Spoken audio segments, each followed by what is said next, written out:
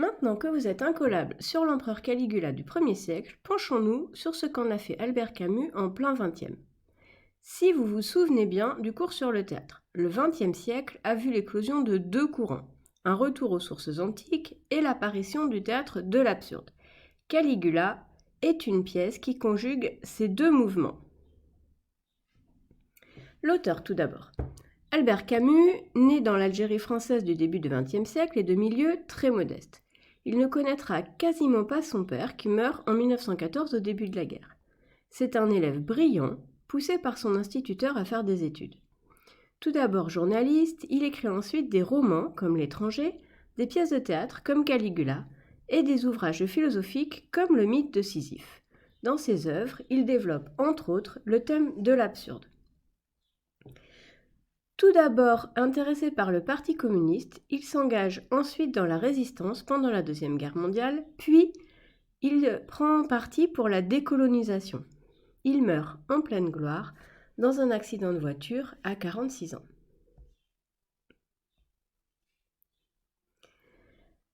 La pièce maintenant. Caligula est une pièce qui a suivi Camus tout au long de sa carrière. Il commence à l'écrire très jeune, à 24 ans, en pensant jouer lui-même le personnage éponyme, c'est-à-dire le rôle titre, Caligula. Mais la pièce n'est publiée qu'en 1944. Il y a eu un petit peu la guerre entre-temps. Il opérera encore des modifications jusqu'à son édition définitive en 1958. Sachant qu'il est mort en 1960, on peut même se dire qu'il aurait peut-être encore changé des choses.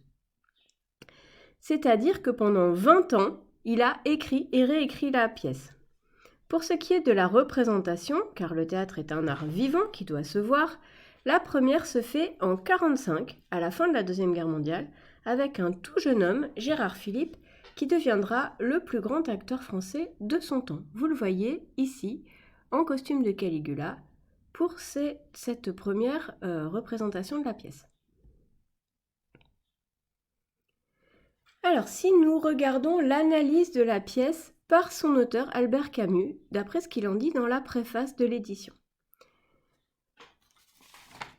Donc, il utilise l'histoire de Caligula pour développer sa pensée à lui de l'absurde. Il se fonde sur le récit tel qu'il l'a lu dans Suétone, le biographe latin dont je vous ai parlé dans le cours précédent, et il sélectionne le moment où Caligula et son pouvoir dérapent. C'est la mort de Drusilla, la sœur chérie de Caligula, si vous vous souvenez bien, qui est retenue comme élément déclencheur de la tragédie. Face à cette catastrophe, Caligula éprouve le sentiment de l'absurdité du monde. Et du coup, il le rejette. Nous avons là l'élément qui détermine la tragédie en tant que genre théâtral. L'humain se révoltant contre le destin. Le destin, c'est ce qui doit arriver inéluctablement, c'est-à-dire quoi qu'on fasse, ça va arriver. La réponse de Caligula est, dans une logique pervertie par sa folie, puisque donc il est devenu fou, de prendre le contre-pied de toutes les obligations liées à la vie et à la société pour montrer sa liberté à lui. Nous allons donc maintenant voir ce que cela donne en parole et en acte.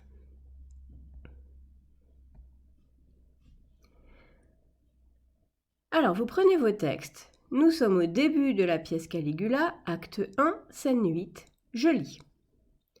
Caligula. Écoute bien.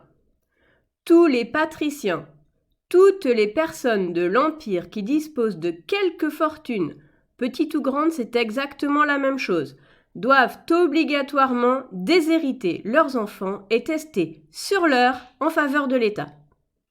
L'intendant. César, tu ne te rends pas compte. Caligula. Écoute-moi bien, imbécile. Si le trésor a de l'importance, alors la vie humaine n'en a pas. Cela est clair. Tous ceux qui pensent comme toi doivent admettre ce raisonnement et compter leur vie pour rien puisqu'ils tiennent l'argent pour tout. Au demeurant, moi, j'ai décidé d'être logique et puisque j'ai le pouvoir, vous allez voir ce que la logique va vous coûter. J'exterminerai les contradicteurs et les contradictions. S'il le faut, je commencerai par toi. L'intendant. César, ma bonne volonté n'est pas en question, je te le jure. Caligula. Mon plan, par sa simplicité, est génial, ce qui clôt le débat. Tu as 3 secondes pour disparaître. Je compte. 1. L'intendant. Mais César, Caligula. Je ne t'ai pas encore donné la parole. À raison de nos besoins, nous ferons mourir ces personnages dans l'ordre d'une liste établie arbitrairement. À l'occasion, nous pourrons modifier cet ordre toujours arbitrairement. Et nous hériterons. Césonia se dégageant. Qu'est-ce qui te prend? Caligula imperturbable. L'ordre des exécutions n'a en effet aucune importance, ou plutôt, ces exécutions ont une importance égale, ce qui entraîne qu'elles n'en ont point. D'ailleurs, ils sont aussi coupables les uns que les autres. Notez d'ailleurs qu'il n'est pas plus immoral de voler directement les citoyens que de glisser des taxes indirectes dans le prix de denrées dont ils ne peuvent se passer. Gouverner, c'est voler, tout le monde sait ça. Mais il y a la manière. Pour moi, je volerai franchement. Ça vous changera des gagneux petits. Rudement à l'intendant. Tu exécuteras ces ordres sans délai. Alors, vous allez prendre maintenant le travail que vous avez fait et nous procédons à la correction. Notre premier argument pour montrer que le personnage est un tyran est, comme pour les autres textes, son obsession de l'argent. La première citation que nous pouvons relever. Tous les patriciens, toutes les personnes de l'Empire qui disposent de quelque fortune doivent obligatoirement déshériter leurs enfants et tester sur l'heure en faveur de l'État. Vous pouvez voir en vert les mots qui constituent une hyperbole, c'est-à-dire une exagération à valeur globalisante. Tous les patriciens, toutes les personnes de l'Empire. Je vous rappelle qu'à l'époque, l'Empire romain, c'est pratiquement l'intégralité du monde connu, c'est-à-dire donc tout le monde, partout. Vous avez un adverbe, obligatoirement une locution adverbiale sur l'heure, qui ont un rapport avec l'ordre. Cela est appuyé par le présent à valeur générale. Rappelez-vous des valeurs des temps, elles sont toujours très importantes. Cette phrase est donc formulée comme une loi, et nul n'est censé ignorer la loi, elle doit s'appliquer à tous.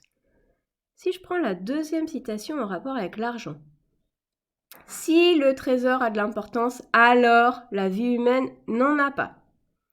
Caligula, là, développe quelque chose que lui a dit l'intendant préalablement.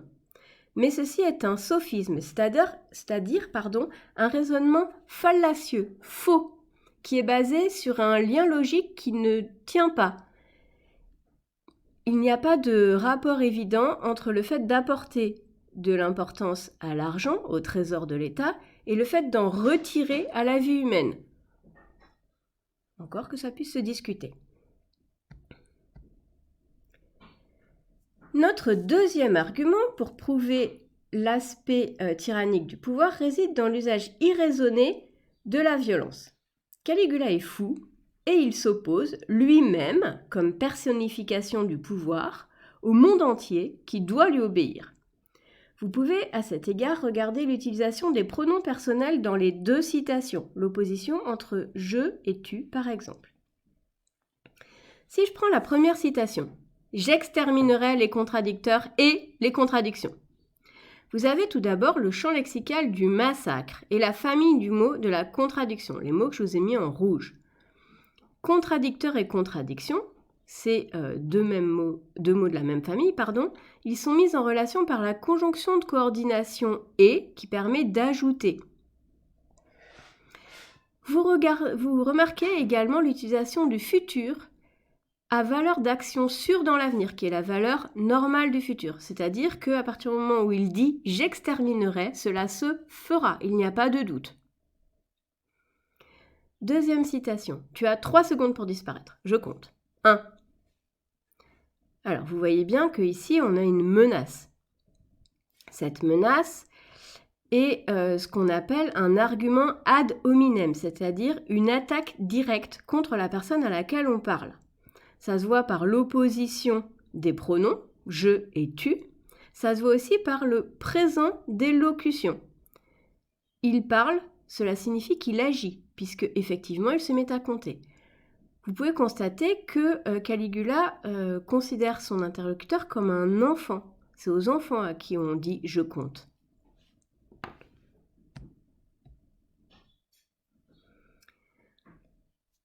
Notre troisième argument permettant de caractériser le pouvoir tyrannique est le caractère arbitraire de sa pratique, lié à la personnification déjà évoquée.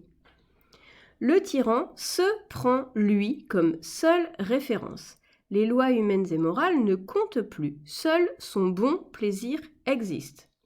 Nous allons le voir à travers ces deux citations. Première. À raison de nos besoins, nous ferons mourir ces personnages dans l'ordre d'une liste établie arbitrairement. Vous voyez déjà par le dernier mot, l'adverbe arbitrairement, que Caligula assume pleinement l'irrationalité de son pouvoir. Ensuite, vous voyez qu'il parle de lui en disant « nous », c'est-à-dire le pronom de majesté. Il est l'État, donc il n'est pas que lui, il est le monde entier, d'où ce pluriel. Vous revoyez le futur à valeur d'action sûre. Nous ferons mourir. C'est comme ça, c'est posé. Il n'y a pas de discussion. Si je prends la deuxième citation. Notez d'ailleurs qu'il n'est pas plus immoral de voler directement les citoyens que de glisser des taxes indirectes dans le prix de denrées dont ils ne peuvent se passer. Alors, la phrase commence par un impératif. Vous savez que la valeur de l'impératif, c'est l'ordre. Quand on commence quelque chose par noter, d'abord, vous n'avez pas le choix, il faut bien que vous le notiez, et ensuite, ça ressemble un petit peu à un raisonnement mathématique. Cependant, ici, le raisonnement est de nouveau faussé, fallacieux, parce qu'il met en relation le fait de voler et le fait de faire des taxes. Donc, deux choses qui n'ont pas de rapport, puisque le vol est un délit, alors que les taxes, c'est quelque chose qui permet de faire marcher l'État. Seulement, ces deux éléments qui n'ont pas de rapport immédiat entre eux sont mis en relation par le parallèle entre l'adverbe directement et l'adjectif indirect qui sont de la même famille et qui donc connectent les deux éléments. Cela nous montre le cynisme de Caligula, c'est-à-dire qu'il pervertit, vous voyez qu'il utilise le mot immoral, il pervertit la notion de morale. Il justifie son délit, le vol, en changeant le sens du mot moral et immoral. Alors, le cynisme, au départ, c'était une philosophie, mais dans le langage courant, quand on dit de quelqu'un que c'est un cynique, c'est qu'il montre une attitude de mépris revendiquée, c'est-à-dire qu'il le fait exprès, envers la morale et la norme. Nous avons fini l'explication de ce texte et j'aimerais maintenant que vous vous penchiez un petit peu sur vos souvenirs de vos cours d'histoire et puis de ce que vous avez retenu du cours sur le vrai Caligula pour faire le lien entre le texte et puis quelques éléments historiques. Alors si on reprend le thème de l'argent, les impôts et les taxes évoqués dans l'extrait sont réels, les auteurs antiques en parlent. De même que les héritages forcés, on sait que Caligula l'a fait. Mais, au XXe siècle, ne vous souvenez-vous pas, par exemple, qu'on vous a parlé de la spoliation des biens des Juifs exterminés, c'est-à-dire que les gens étaient tués, mais que leurs biens étaient récupérés par le pouvoir nazi ou le gouvernement français de collaboration. Si on s'occupe maintenant, ensuite, de la violence, Caligula faisait effectivement jeter des innocents au lion, mais si on réfléchit, le XXe siècle, deux guerres mondiales, des génocides, l'ultraviolence, c'est une des caractéristiques de ce siècle.